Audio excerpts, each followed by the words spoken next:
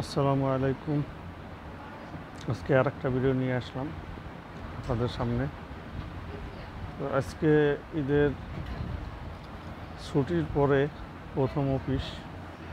ভিডিওটা আরও আগে আপলোড দেওয়ার সময় পাই নাই, আসলে গতকালকে আপলোড দেওয়ার সময় পাই নাই, তাই আজকে দিচ্ছি। তো আজকে আশুলিয়া থেকে যাব মিরপুরে বাসায় আর কি। তো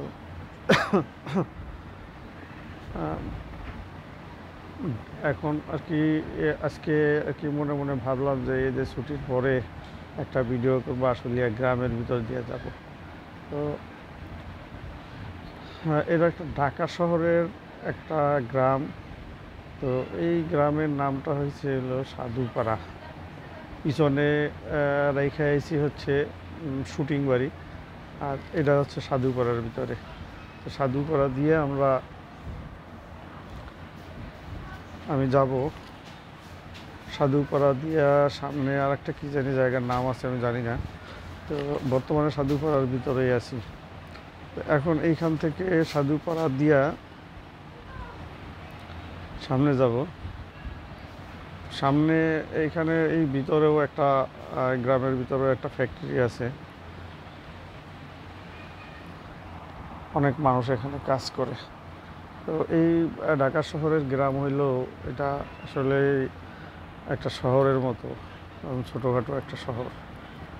এইখানে মার্কেট বাজার সব ধরনের সব কিছুই আছে। তো এখানে গাড়ি চলে না, বড় বড় গাড়ি চলে না, কিন্তু মাইক্রোবাস, প্রাইভেট কার, অটোরিকশা এগুলো চলে। তো এই রাস্তাটা আসলে ইটের রাস্তা হইলো, রাস্তাটা আসলে খুবই সুন্দর। কত দূর আগাইলে আর ইটের রাস্তা শেষ হয়ে যাবে, সেখান থেকে আবার ঢালাই রাস্তা। তো ইটের রাস্তা বলতে গ্রাম অঞ্চলে যে ইটের রাস্তা থাকে ওইগুলোর মতো না, ওগুলোর চাইতে আর কি উন্নত, ওইগুলোর চাইতে ভালো, সমান, কোনো উঁচু নিচু নাই বা ফাঁকা মাকা নাই, চলাচলের কোনো সমস্যা নেই। তো এই ইয়াতে রোডের দুই সাইডে বাড়িঘর আর দোকানপাট অনেক কিছু আছে। কিছু কিছু জায়গায় গাছপালা আছে, কাঁঠাল গাছ, বিশেষ করে এই এলাকায় কাঁঠাল গাছ আছে অনেক। তো এদিক দিয়া আসলে কাঁঠাল কিনা যায় অনেক কম দামে।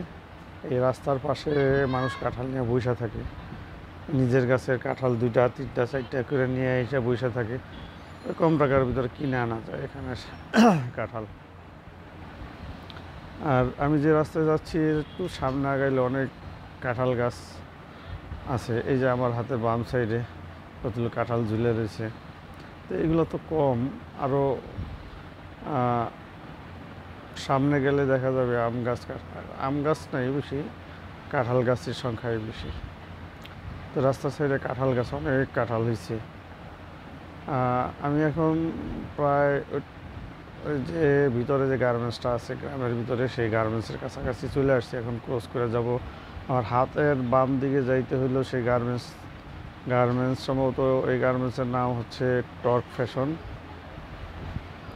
তো এখন আমি এখান থেকে যাব লালমাঠ হয়ে, বিরুলিয়া, লালমাঠ হয়ে সামনে আগাইলে একটা ব্রিজ আছে, ছোটোখাটো একটা ব্রিজ, ভাঙ্গা একটা ব্রিজ। এই ব্রিজ পার হয়ে আবার ইটের রাস্তা দিয়ে যাইতে হবে। সামনে ইটের রাস্তা দিয়ে যাব। মূলত এই গ্রামটা হচ্ছে বিরুলিয়ার ভিতরে, বিরুলিয়া গ্রাম বলে সবাই, বিরুলিয়ার ভিতরে। তো এইখানে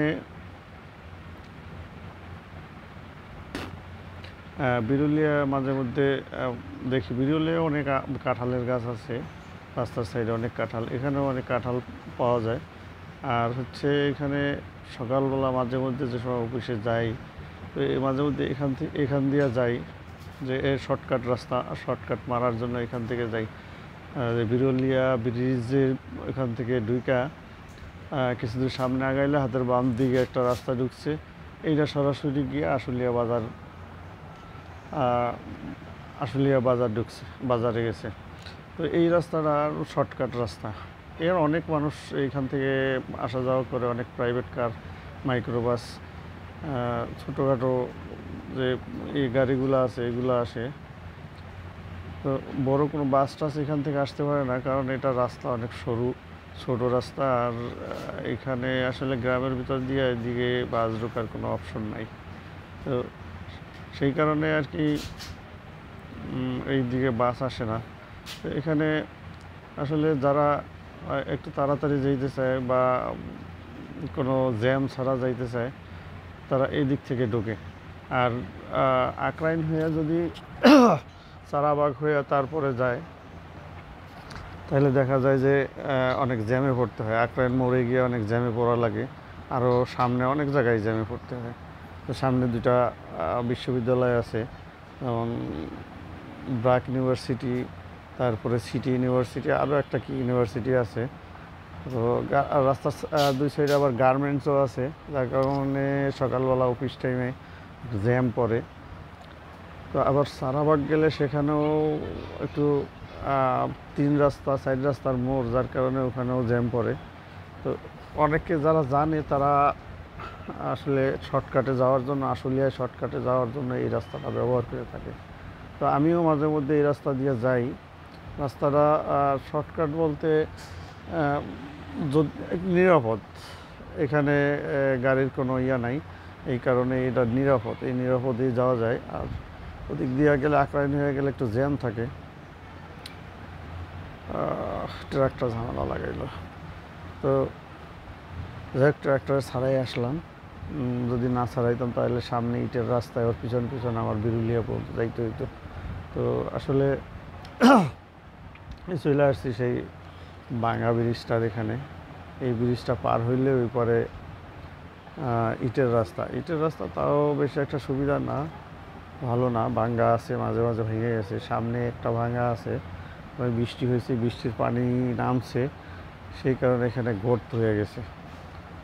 তো যাই, তারপরও দেখতেছেন মাইক্রোবাস আসে, প্রাইভেট কার আসে।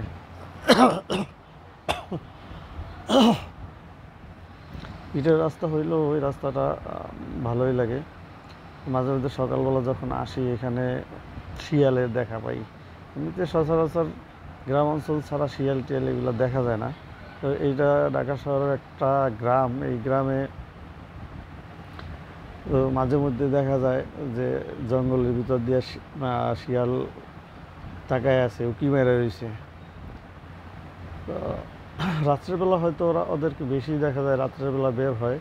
তো রাত্রেবেলা আবার এই রাস্তা দিয়ে আমরা আসি না, কারণ আমরা কোনো গাড়ি সহজে আসে না। 8টার পরে এদিকে তো অন্ধকার, কোনো লোকজন থাকে না, কোনো বিদ্যুৎ নাই রাস্তায়, কোনো লাইট, বিদ্যুতের কোনো ইয়া নাই।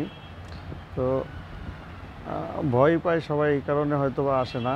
আমিও ভয় পাই অনেক সময়, এই কারণে আসি না। কারণ নির্জন জায়গা, কোনো কিছু ঘুরতেই যেতে পারে। আরও শুনছি লালমাটি এলাকায় অনেক ঝামেলা হয়, এই কারণে আসলে এমন মানুষে বলছে, আমি দেখি নাই কখনো, মানুষে বলছে, সেই জন্য বললাম আর কি। আর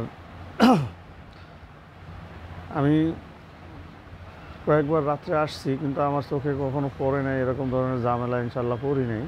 তো আমি আসলেও তখন দেখা গেছে যে সামনে গাড়ি ছিল বা পিছনে গাড়ি ছিল, প্রাইভেট কার ছিল, চলে আসছি, কোনো সমস্যা হয় নাই। তো বলতে বলতে আমরা প্রায় মেইন রোডে চলে আসছি। বিরুলিয়া ব্রিজ পাড়াইতে হবে যে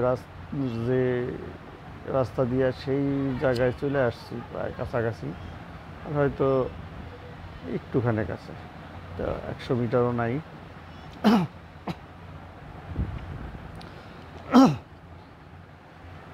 আসলে এখানে এই মেইন রোডে বের হয়ে গেলাম। তো এখন বিরুলিয়া ব্রিজ পার হব। সামনে তো 500 মিটার হইতে পারে বিরুলিয়া ব্রিজ। তো যাব এখন বিরুলিয়া ব্রিজ হয়ে আবার বাম দিকে যাব, গাবতলীর দিকে যাব না, যাব হচ্ছে বোট ক্লাব হয়ে পঞ্চবটি হয়ে তারপরে মেট্রো রেলের ভিতরে ঢুকবো। তো বলতে বলতে চলেই আসলাম প্রায় বিরুলিয়ার কাছে। এই রাস্তায় আজকে বেশি একটা জ্যাম নাই, এই রাস্তায় ফাঁকাই আছে মোটামুটি। তো এদিকে প্রচুর পরিমাণ অটোরিকশা চলে, অনেক সময় ভয় লাগে অটোরিকশার জন্য। অটোরিকশা আসলে ওদের কোনো ব্রেক নাই, ওরা গাড়ি চালায় ওদের ইচ্ছা মতো। এই অবস্থা। আমি প্রায় চলে আসছি বিরুলিয়া। একটা ব্রিজ আর একটা ব্রিজ সামনে। তো এই ব্রিজ পার হওয়ার পরে আমাদের ডাইন সাইডে একটা খাবারের জায়গা আছে, এখানে অনেক ধরনের খাবার পাওয়া যায়, রুচিকর খাবার, যেটা আসলে অনেক সময় হাঁসের মাংস দিয়া রুটি দিয়ে খাওয়া যায়, অনেক সময় অনেক ধরনের চা পাওয়া যায়, পিঠা পাওয়া যায়, অনেক ধরনের খাবার বিক্রি করে এখানে। তো অনেক মানুষ আসে গাড়ি নিয়ে, এখানে আইসা খাওয়া দাওয়া করে, ফ্যামিলি নিয়ে আসে বা বন্ধু বান্ধব নিয়ে আসে, এসে খাওয়া দাওয়া করে। খুব সুন্দর জায়গা। তো এবার বিরুলিয়া ব্রিজে উঠে গেলাম। বিরুলিয়া ব্রিজ দিয়ে আমি ডান দিকে যাব। ডান দিকে হচ্ছে ডান দিকে না, বাম দিকে যাব। বাম দিকে হচ্ছে বোট ক্লাব, আর বোট ক্লাব থেকে একটু সামনে আগাইলে হচ্ছে পঞ্চবটি 18 নম্বর সেক্টর, আর উত্তর 18 নম্বর সেক্টর রাজউকের যে ভবনগুলো আছে সেখান দিয়ে যাব। তো চলে আসছি প্রায় বোট ক্লাবের কাছাকাছি। না বোট ক্লাব না, এটা আমরা মোড় পাড়াই নাই এখন বামে মোড় নিব। এই গাড়ির পিছনে পিছনে যাবো মাইক্রোর। আজকে একটু বৃষ্টি হয়েছে, রাস্তাটা ভিজা ভিজা, আর যেই কারণে আশুলিয়ার বাজার হয়ে আসি নাই। আশুলিয়া বাজার দিয়ে যে মেইন রোড আছে বেরিবাদ হয়ে আসি নাই, কারণ ওই রাস্তাটা বেশি একটা সুবিধা না, এখন রাস্তার কাজ চলতেছে। তো ওইখানে বৃষ্টি হইলে অনেক কাদা হয়, স্লিপ কাটার সম্ভাবনা থাকে, এই কারণে ভিতর দিয়ে আসলাম। এদিকেও পানি আছে হালকা পাতলা, তো এটা বেশি একটা সমস্যা না, এদিকে পিছলার কোনো সম্ভাবনা নাই। তাই রাস্তা আসলে ওদিক থেকে যদি বেরিবাদ হয়ে আসতাম তাহলে ওখানে রাস্তা কম, অল্প রাস্তা। আর এই দিক থেকে ঘুরে আসছি একটু 2 কিলো 1.5-2 কিলো বেশি চালাইতে হবে। আমরা এখন যাচ্ছি হলো বোট ক্লাবের দিকে। এটা হলো বেরিবাদ রাস্তা, বেরিবাদ দৌড় থেকে গাবতলী যাওয়ার যে রাস্তাটা সেটা। এটা প্রতিদিন এই রাস্তায় অনেক গাড়ি চলাচল করে। তা আমিও আসলে এই 2-2.5 বছর ধরে এদিকে চাকরি করি, তো এই রাস্তায় প্রায় আসা যাওয়া হয়। তো বলতে বলতে বোট ক্লাবের সামনেই জ্যাম পড়ে গেল, রানিং জ্যাম। তো মাঝখান দিয়ে চালাচ্ছি, সামনে এক ভাই যাইতেছে, তো ওর পিছন পিছন যাচ্ছি। বোট ক্লাব পার হইলাম, বোট ক্লাব পার হয়ে এখান থেকে একটু সামনে আগাইলেই 18 নম্বর সেক্টর, পঞ্চবটি যেটা বলে, পঞ্চবটি বাস স্ট্যান্ড। এখান থেকে হাতের ডাইনে যাব, ডাইন দিকে হচ্ছে 18 নম্বর সেক্টর। তো এই রাস্তা আসলে বৃষ্টি যদি একবার হয়, বৃষ্টি হইলে রাস্তার অবস্থা একবারে খুবই খারাপ হয়ে যায়, কারণ দুই সাইডে মাটি বলতে এখানে অনেকে বালুর ব্যবসা করে, রাস্তার দুই সাইডে বালু উঠায়া বালু বিক্রি করে। তো যার কারণে বৃষ্টি হইলে সেই বালু বা মাটি সেগুলা রাস্তায় চলে আসলে রাস্তা পিছলে হয়ে যায়, যার কারণে এই রাস্তায় গাড়ি চালানো একটু রিস্ক হয়ে যায়। আর একটা সমস্যা হচ্ছে, এই রাস্তায় যখন রাত্রে গাড়ি চালায় যখন ওভারটেক করলে ওদের হাই বিম দেওয়া থাকে, ওভারটেক করলে আসলে এমনভাবে ওভারটেক করে রাস্তা পুরাটা জুড়ে নেয়। অপোজিট সাইড থেকে যদি একটা গাড়ি আসে সেটা ক্রস করার মতো ক্যাপাসিটি থাকে না, বা ওদের যে লাইটের আলো, সেই লাইটের আলোতে কিছুই দেখা যায় না। আর দ্বিতীয় কথা হলো, আর রোড ওভারটেক করার সময় রাস্তার একবারে অপোজিট সাইডেই চলে আসে, যার কারণে অ্যাক্সিডেন্ট হওয়ার একটা ভয় থাকে। তো অনেক সময় আমি এর মুখোমুখি হয়েছি অনেকবার। তো আমি অনেক দূর থেকেই তাকাই দেখছি যে এই অবস্থা, তখন আমি রাস্তার সাইডেই একবারে সাইডে নেমে গেছি, যেখানে ও যাবে না সেইখানে। তো এভাবে হয়। তো এই রাস্তাটা আসলে রাত্রের বেলা চলার জন্য যদি বাইক নিয়ে কেউ আসে একটু কষ্ট। তো সবাই বেরিবাদ রাস্তায় রাত্রে একটু সাবধানে চালাবেন, তো স্পিডে চালাবেন না, দেখে শুনে চালাবেন। এখন চলে আসছি 18 নম্বর সেক্টরে। আমার হাতের ডাইন সাইডে দেখা যাচ্ছে যে রাজউকের হাই রাইজ বিল্ডিংগুলা। এখানে